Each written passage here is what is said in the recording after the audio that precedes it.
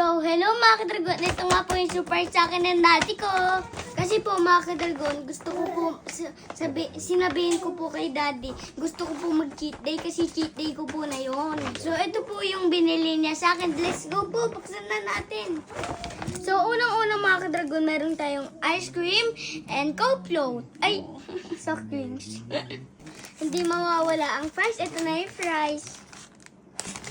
Spaghetti, chicken, and burger. Sa akin po lahat yan. At meron din po sila mama and daddy. Siyempre, ang baby dragon din meron.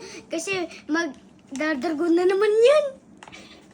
Alam niyo naman sa pagkain, like kumain. So, tara, buksan na natin to. Tikman na natin to, mga ka-dragon. First bite, thank you to Lord.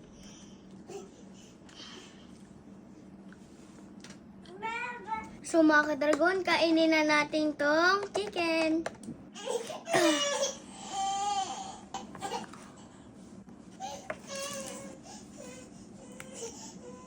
So, yung lang mga ka-dragon, kakain muna ako. Bye-bye!